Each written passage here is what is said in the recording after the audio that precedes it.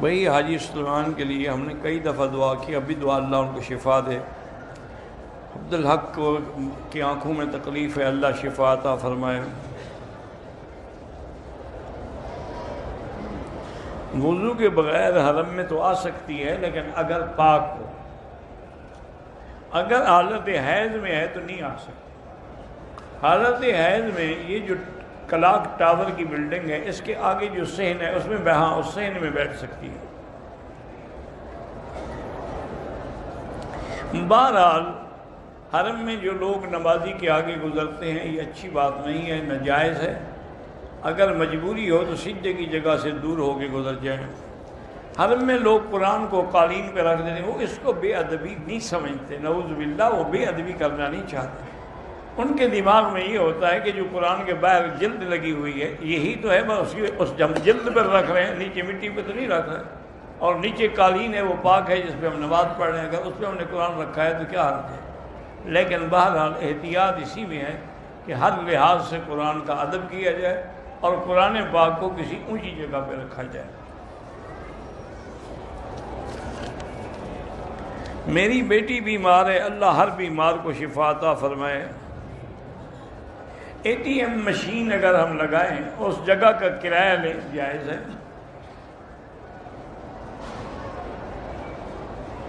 ہمارے آفس میں ہمارا جو باورچی ہے وہ اسماعیلی ہے، بہرحال اس کے ہاتھ کا کھانا کھانا تو جائز ہے۔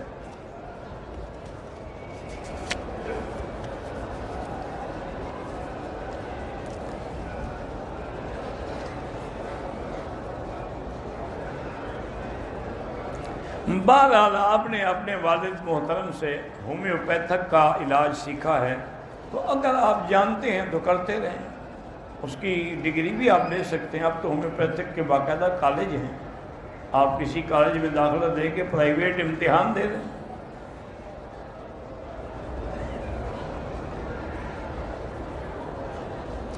ہم کرغستان سے ہیں، وہاں ہر چیز ڈبے میں بند ملتی ہے، گوشت ہے، مرغی ہے، جو بھی چیز ہے، ہمیں کہتے ہیں کہ حلال ہے۔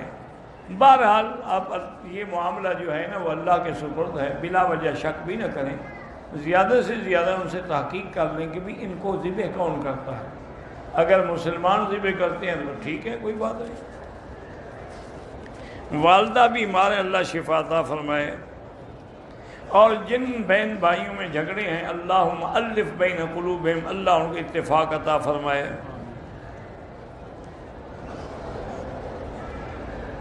کہتے ہیں جی کہ یہ دور جو ہے اتفاق کا ہے کہ آدمی اتفاق کی دعوت دے۔ آپ کہتے ہیں بریلوی مسجد کو چندہ نہ دے، مدرسے کو چندہ نہ دے، تو آپ تو تفریق کر رہے ہیں۔ تو اگر یعنی نعوذ باللہ کوئی کافر گرجا بنا رہا اس کو بھی ہم چندہ دیں، تو جہاں شرک ہوگا، بدعت ہوگی، ہم کہیں گے بالکل نہ دیں۔ یہ کیا تفرقہ ہے؟ ان سے کہیں نا، وہ کیوں نہیں توحید پہ چلتے؟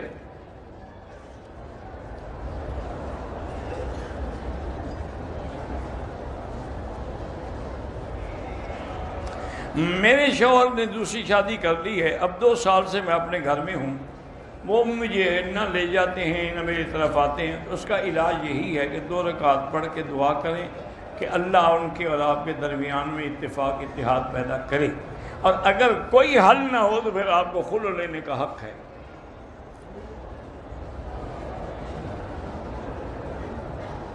مشین میں جو کپڑے ڈالتے ہیں، پاک بھی ناپاک بھی، اس کا طریقہ یہ ہے کہ جب وہ دھل جائے بعد میں پاک پانی میں ان کو نکالا جائے، کیونکہ اس میں تو سارا پانی مل گیا نا، گندے کپڑوں والا بھی اور پاک کپڑوں والا بھی۔ اگر والدین نے عقیقہ نہیں کیا تو میں اپنا عقیقہ خود کر سکتا ہوں، کوئی بات نہیں، خیرات ہی ہے نا۔ اگر کفیل اپنے ڈرائیور کو زکوٰۃ سے امداد کرے، وہ لے سکتا ہے۔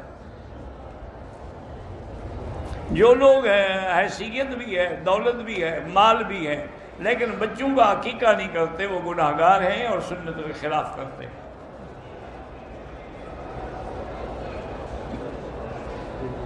میرے گھر کے قریب 3 مساجد ہیں، ان میں نماز جو ہے وہ بڑے جلدی پڑھاتے ہیں، مجھے پسند نہیں ہے، تو تم وہاں جا کے پڑھا کرو جہاں امام اچھی طرح کی نماز پڑھائے۔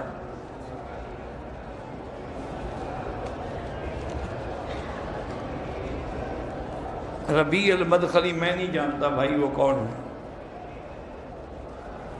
بہرحال مجبوری ایک الگ بات ہے، ورنہ 40واں یا جمعراتیں یا تیسرے دن کے کل یہ ناجائز ہے. رمضان المبارک کا ایک روزہ قضا ہو گیا تو 4-5 مہینے کے بعد ہم قضا کر سکتے ہیں.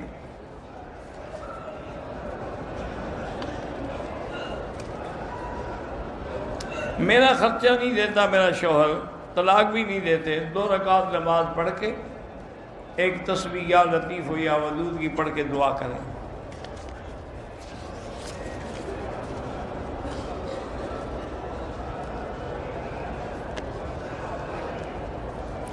ایک عورت شارجہ سے عمرے کے لیے آئی، لیکن عمرے میں اس نے نقاب لگائے رکھا تو دم پڑ گئی، کیونکہ نقاب لگانا تو منع ہے، چہرہ کھلا رکھنا تھا، آگے کپڑا لٹکا دے. جیسے بی بی عائشہ فرماتی ہیں کہ ہمارے چہرے کھلے ہوتے تھے، لیکن جب دیکھتے ہم کہ لوگ قریب آ رہے ہیں تو صدلنا علی وجوہنا، ہم آگے کپڑا ڈال دیں، جب وہ لوگ چلے جاتے ہیں ہم پھر اٹھا دیتے ہیں.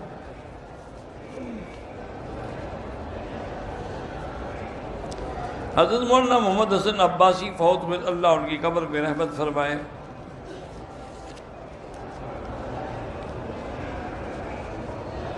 بہرحال جن لوگوں نے دعا کے لیے کہا ہے اللہ سب کی حاجتیں پوری فرمائے.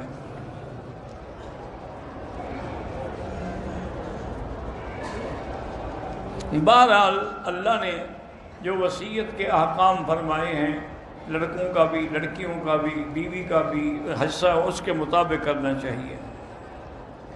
ماں حیات ہے، ماں حیات میں وہ نہ دے، اس کی مرضی، مرنے کے بعد پھر اس کی وراثت تقسیم ہوگی. بیٹے کسی کو محروم نہ کریں، کوئی کسی کو نہیں، جو اللہ کے قرآن کا فیصلہ ہے اس پہ عمل کریں. بلکہ جس ملک میں آپ جس علاقے میں شہر میں رہتے ہیں وہاں مدرسے میں جا کر کسی مفتی سے وراثت لکھوا کر اس کے حصے بنوا دیں.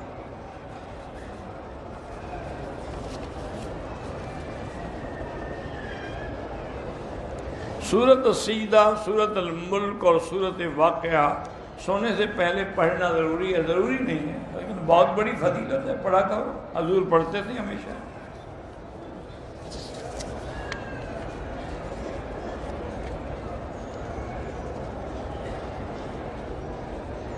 کہتے جی کہ آپ حفیظ عرصے سے بتاب میں درس دیتے تھے، اس وقت سے میں جانتا ہوں.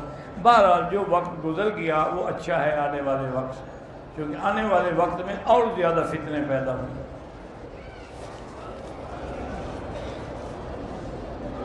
ایک حاجی نے طواف کیا، اس نے استلام نہیں، جب شروع کیا تو استلام کیا کہ نہیں کیا؟ اگر شروع میں اس نے استلام نہیں کیا طواف ہی نہیں ہوا.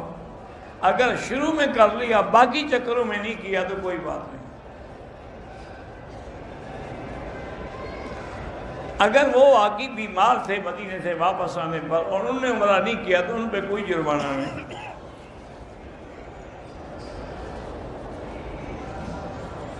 میں اپنی بیوی کو اگر کوئی بات کہتا ہوں تو وہ ضد کرتی ہے میرے حکم پر نہیں چلتی، تو آپ اس کے حکم پر چلا کریں، کوئی مسئلہ نہیں، مسئلہ تو حل ہو جائے گا نا. یہ تو حضرت تھانوی رحمۃ اللہ علیہ انہوں نے لکھا ہے اپنے مواعظ میں کہ جس دور سے ہم گزر رہے ہیں یہ وہ دور ہے کہ استاد شاگرد بن کے رہے اور پیر جو ہے وہ مرید بن کے رہے، خامن جو ہے وہ بیوی بن کے رہے، پھر گزارا ہوگا، ورنہ نہیں ہو سکتا. اسی پہ عمل کرو. مجھے تمنا ہے کہ حضور کی زیارت ہو، اللہ سب کو نصیب فرمائیں. اس کے لیے علاج یہی ہے کہ کثرت سے درود شریف پڑھیں، استغفار پڑھیں اور حضور کی سنت کے مطابق زندگی گزاریں. عمرہ کر کے کسی کو بھی ثواب آپ دے سکتے ہیں. کہتے ہیں مجھے دہا میں دمہ ہے، لوگ کہتے ہیں کہ اس کا علاج جو ہے وہ شراب میں ہے. شراب میں کوئی، حرام میں شفا نہیں ہوتی، حرام کے اندر حضور نے فرمایا شفا نہیں ہے، البتہ شہد میں شفا ہے. اور باقی آج کل انگریزی چیزیں بھی آ گئی ہیں، نہلر بھی آ گئے، گولیاں بھی آ گئی اور چیزیں بھی آ گئی ہیں، لیکن بہتر ہے کہ شراب کا بھی استعمال نہ کریں. مولانا سعید الرحمان صاحب گرفتار ہیں، اللہ ان کو رہائی عطا فرمائے۔ فجر اور عصر کے بعد طواف کریں تو فجر 2 رکعت جو ہے وہ سورج نکلنے کے بعد پڑھیں، اور عصر والی 2 رکعت جو ہے مغرب کے بعد پڑھیں۔ ہندوستانی مسلمانوں کو الحمدللہ ہم روز دعا کرتے ہیں اللہ ان کی مدد فرمائے۔ اس وقت بہت بڑے مشکل حالات میں وہ زندگی گزار رہے ہیں۔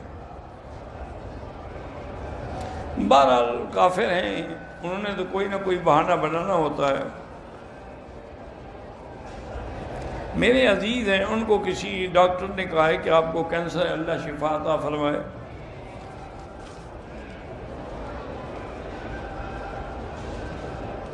میرا کاروبار ہے لیکن برکت نہیں ہے، استغفار پڑھیں اور روزانہ کچھ نہ کچھ اللہ کے راستے میں خیرات کیا کریں۔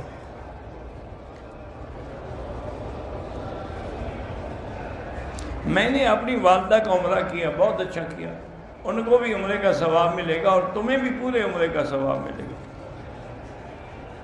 اگر احرام کی حالت میں ہم باتھ روم میں جائیں غسل خانے میں اور کپڑوں کو پلید ہونے کے ڈر سے چادر کو لٹکا دیں، کوئی حرج نہیں۔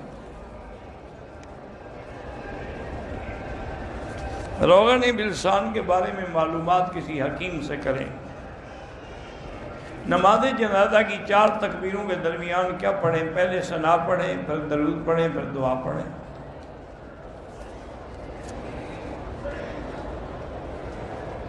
جو فوت ہو گئے ان کے لیے بھی طواف کر سکتے ہیں، جو حیات ہیں ان کے لیے بھی کر سکتے ہیں۔ پتہ نہیں کیا ہے جی، اللہ عالم یہ کیا لکھا ہے۔ میری ماں معذور ہے، مجھے عمرہ کرانے کی طاقت نہیں ہے، کیا میں ان کے لیے عمرہ کر سکتے ہیں؟ عمرہ بھی کر سکتے ہیں، طواف بھی کر سکتے ہیں۔ میرا بیٹا 11 سال کا ہے، وہ رات کو اٹھ کے روتا ہے، اس پر ایسا کریں کہ سورۃ البقرہ پڑھ کے گھر والے سارے مل کے دم کریں پانی پہ، وہی پانی پلایا کریں۔ استخارہ کی دعا ہے، 2 رکعت پڑھو اسی نیت سے، پھر دعا استخارہ کی چھوٹی کاپی کتاب جا کے لے لو، اس میں چھپا ہوا ہوتا ہے، لکھا ہوتا ہے اللہم انی استخیرک بعلمک۔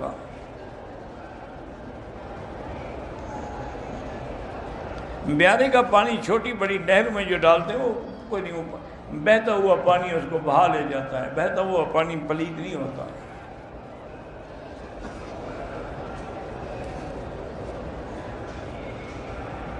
کہتے جی کہ ہم بریلویوں کو لے آتے ہیں کہ آپ کا بیان سنیں، لیکن آپ سخت باتیں کہتے ہیں تو بھاگ جاتے ہیں۔ اب یہ اللہ کے ہاتھ میں ہے، سخت بات کرنی پڑتی ہے، چونکہ جب زخم زیادہ خراب ہو تو ڈاکٹر اس کا آپریشن کرتے ہیں۔ جب تک آپریشن کر کے اندر کا گند نہ نکلے وہ ٹھیک نہیں ہوگا۔ ان کے اندر سے بھی شرک کا گند نہیں نکلے گا، ان کو کسی مولوی کی تقریر بھی اچھی نہیں لگے۔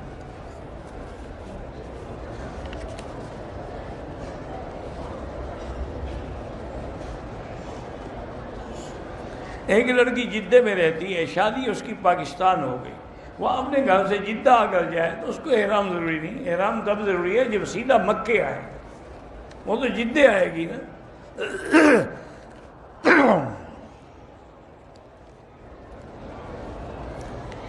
میری حالت احرام میں ہینڈ کیری گرنے سے ٹخنے پہ خراش آ گئی، خون نکلا، کوئی بات نہیں۔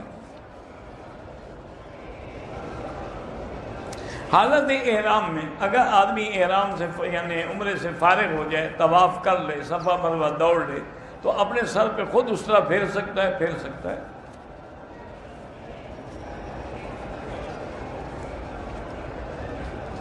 رفیق درانی صاحب تمہارے عزیز ہیں، اللہ ان کو خوش رکھے اور اللہ ان کے بچوں کو سب کو سلامت رکھے۔ تبلیغ والوں کے چلے کی بہت بڑی فضیلت ہے، چونکہ یہ انبیاء کا کام ہے تبلیغ کرنا، تو جو انبیاء کی سنت کو لے کے چل رہے ہیں تو ثواب کی کیا ہے کہ قدم پر نیکیاں ملتی ہیں۔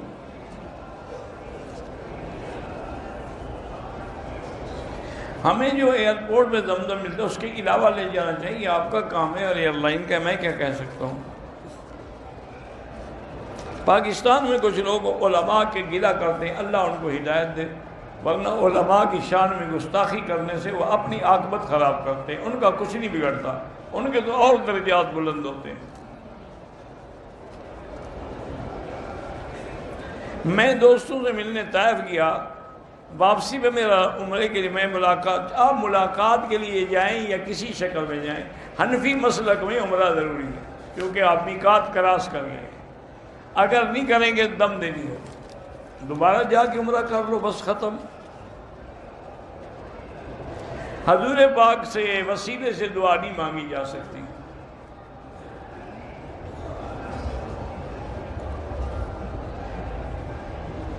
میری داڑھی 2 مشتیں بھی بڑی ہو گئی، کوئی بات نہیں، آپ گویا کہ حکم ظاہر پہ عمل کر رہے ہیں، اور فل لوہا کے داڑھی بڑھاؤ، بس کوئی حرج نہیں ہے، لیکن اگر 1 مشت کے بعد کٹوا دی جائے تو گناہ نہیں ہے۔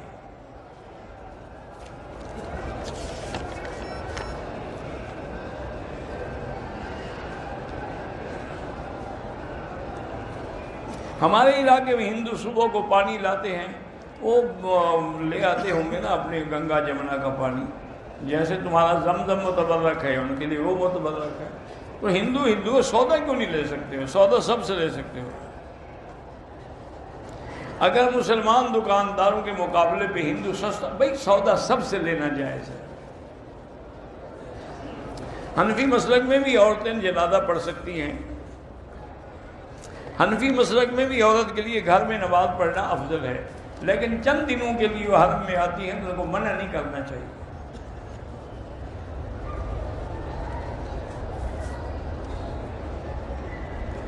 بہرحال میں طواف کیا، بھول گیا چکر، پھر میں نے احتیاطاً کر لیا، ٹھیک کر لیا، اگر زیادہ بھی ہو گئے تو کوئی بات نہیں۔ کہتے ہیں جی کہ آپ کس مدرسے سے پڑھے؟ میں تو کئی مدرسوں میں پڑھا ہوں، وہ ایک مدرسہ تھوڑا ہے۔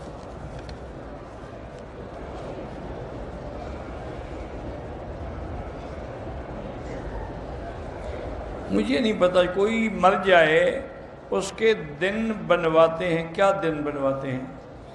مجھے تو نہیں پتا کیا دن بنوانے کا کیا مطلب ہے۔ حالت احرام میں بھی عورت پردہ کرے۔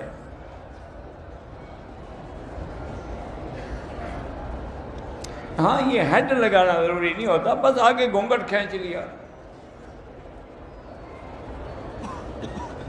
آذان تہجد بھی جائز ہے، کوئی خلاف سنت نہیں۔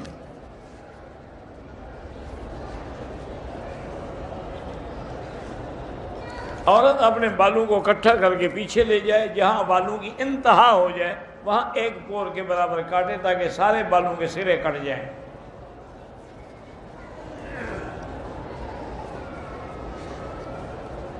اگر کوئی آدمی ویسے خیرات کے لیے بکرا ذبح کرتا ہے تو اس میں خود بھی کھا سکتا ہے، باقی کا ثواب ہوگا نا جو تقسیم کرے گا۔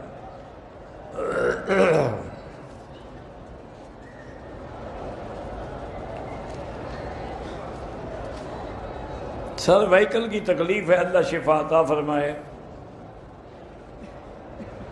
اللہ نے آپ کو عمرہ نصیب کیا ہے، دعا کرتے رہیں اللہ حج بھی نصیب کریں گے۔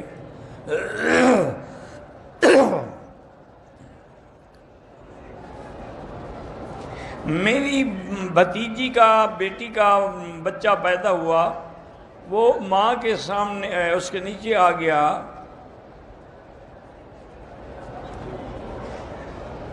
بہرحال گزارش یہ ہے کہ اس پر کوئی قتل یا قصاص تو ہے نہیں، نہ دیت ہے، لیکن شریعت کے حکم کے مطابق وہ 2 مہینے کے روزے رکھے تو بڑی اچھی بات، چونکہ غلطی تو کی ہے نا اس نے۔ میرے والد نے بیٹیوں کو حق حصہ نہیں دیا، انتقال ہو گیا، انہوں نے حصہ دینے کا، لیکن سارے الگ ہو گئے ہیں۔ بہرحال آپ کو اللہ توفیق دے تو سب کو حصہ دے دیں۔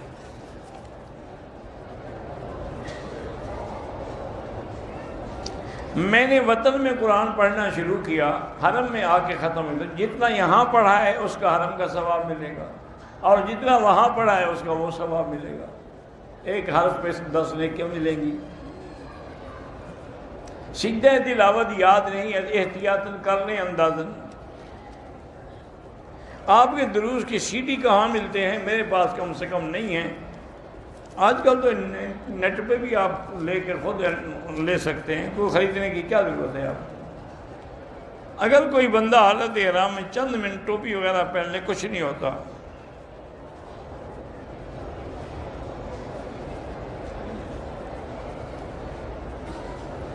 اگر آپ کو سند حدیث لینی ہے تو فجر کی نماز کے بعد نیچے درس ہوتا ہے، صبح کے فوراً بعد، وہاں آ جائیں انشاءاللہ دیں گے اجازت۔ فرض نماز میں آدمی کے خیالات ادھر ادھر ہو جاتے ہیں، کوئی بات نہیں، آپ نماز پڑھتے رہیں اور نماز میں جو پڑھا جاتا ہے اس پہ غور کیا کریں، مثلا الحمدللہ رب العالمین، اب اسی پہ غور کریں۔ جب آپ قرآن میں غور و تدبر کریں گے تو یہ خیالات خود بخود بھاگ جائیں گے۔ میری بیٹی کے دل میں سوراخ ہے، اللہ شفا عطا فرمائے۔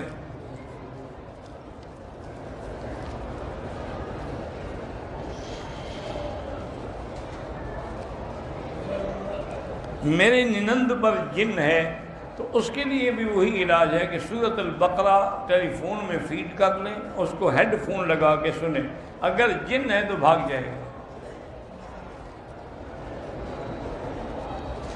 افضل یہی ہے کہ صفا مروہ میں بھی وضو ہو، لیکن وضو نہ ہو تب بھی دوڑ سکتے ہیں۔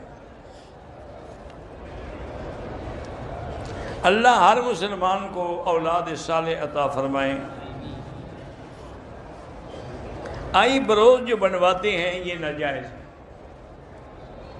سر کے پیچھے جو جوڑا باندھنا یہ بھی ناجائز۔ اونٹ کیا اونٹ کے کوہان کے حکم میں آئے گا؟ نہیں، اونٹ کی کوہان اوپر ہوتی ہے، پیچھے نہیں ہوتی۔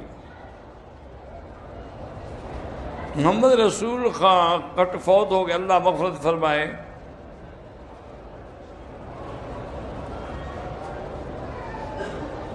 اگر کوئی آغا خانی لڑکا اسلام قبول کر چکا ہے لیکن لڑکی کے ماں باپ نہیں مانتے، نکاح نہیں ہو سکتا۔ اللہ سے پیار ہے، ڈر بھی لگے، محبت بھی ہو۔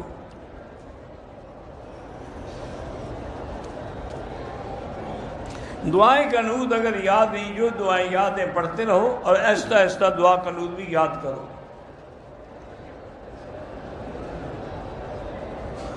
جلد سے جلد اللہ روزگار عطا فرمائے، استغفار زیادہ پڑھو۔ اللہ کی ناراضگی کی نشانیاں یہ ہیں کہ اللہ کا کام نہیں ہوتا، شیطان کا کام ہوتا ہے۔ اس کا مطلب ہے کہ اللہ ناراض ہے۔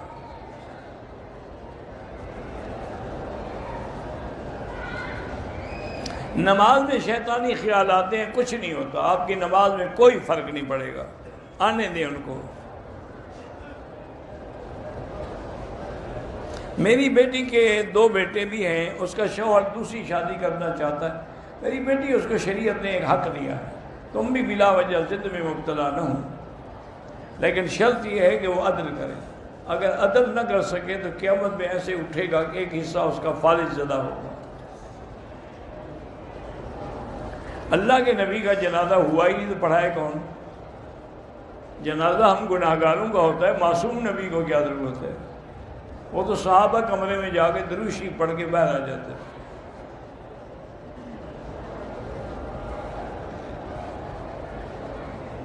اللہ عالم بھی اب نجران سے کوئی آ رہے گا، میں لوگوں کی تحقیق کرتا رہتا ہوں، یہ کون ہے؟ یہ تمہیں کوئی کیڑا ہے تحقیق؟ کوئی بھی ہے۔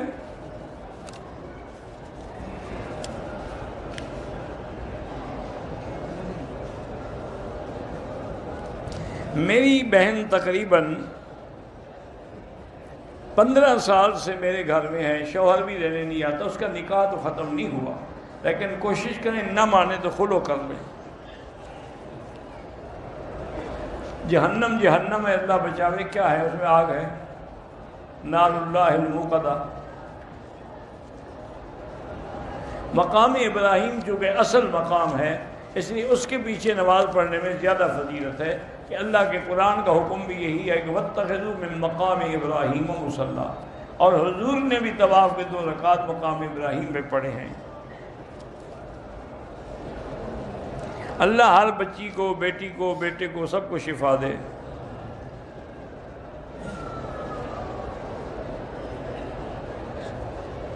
بہرحال آپ اپنے عمرے ویزے کا کام کرتے ہیں، آپ سے شیعہ لگوائے یا سنی لگوائے، آپ کو کیا ہے؟ انبیاء کو علم غیب نہیں ہوتا، علم غیب اللہ کا خاصہ ہے۔ حرم کے باہر جو کھانا لوگ تقسیم کرتے ہیں، اگر امیر آدمی ہیں نہ لیا کرو، غریب ہو تو کھا لیا کرو۔ زکوٰۃ کے پیسوں سے کسی کو آپ عمرہ نہیں کروا سکتے، یعنی یہ شرط نہیں کر سکتے کہ عمرہ کرو، آپ وہ پیسے اس کو دے دیں، وہ عمرہ کرے مرضی نہ کرے مرضی۔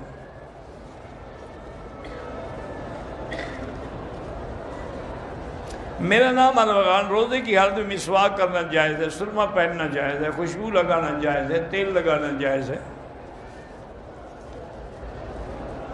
حرم سے چپل نہ اٹھایا کریں، اپنی چپل کپڑے میں لپیٹ کے اپنے ساتھ رکھیں۔ احرام کی حالت میں اپنی بیوی کے ساتھ بیٹھنا، ایسے بیٹھے لیکن کوئی شہوانی بات نہ کریں۔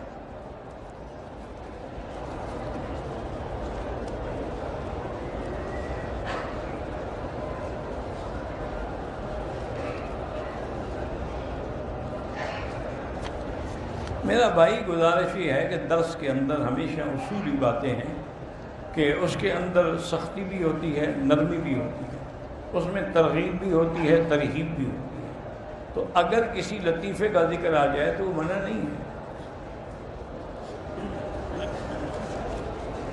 محمد ریان نام ہے، ٹھیک ہے۔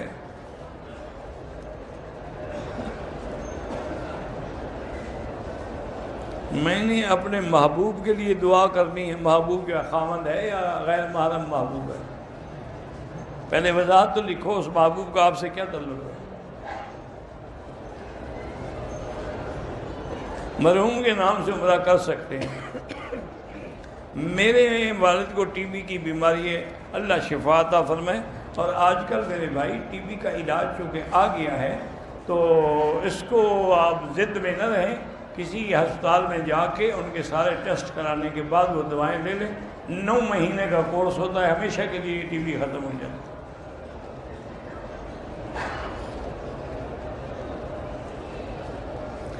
گاؤں میں رہتی ہوں، گھر بھی ہے، مگر پھر بھی بڑے شہر شفٹ ہونا چاہتی ہوں، تو استخارہ کر لیں، خیر ہو تو ہو جائیں۔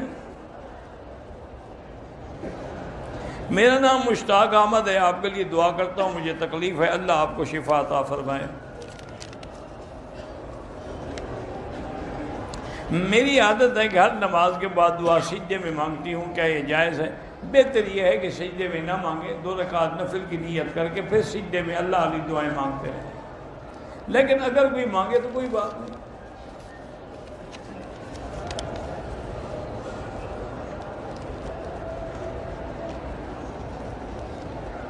بہرحال کسی سے زنا ہوا ہے، توبہ کرے، بس بات ختم، اس کو دوبارہ دہرانے کی ضرورت نہیں ہے۔ التائب من الذنب کمن لا ذنب لہ، اگر آدمی کے 70 سال گناہوں میں گزر جائیں اور آخر میں ایک دفعہ توبہ کر لے تو اللہ 70 کے 70 گناہ معاف کر دیتے ہیں۔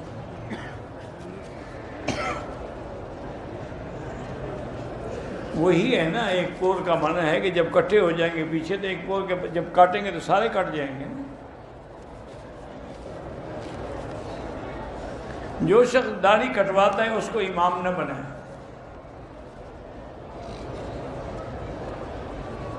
میری بہن کے بچے نہیں ہیں، اللہ جتنے بھی لاولد ہیں ان کو اولاد صالح عطا فرمائے۔ صفا مروہ کے بعد 2 رکعت نفل پڑھنا کوئی ضروری نہیں ہے۔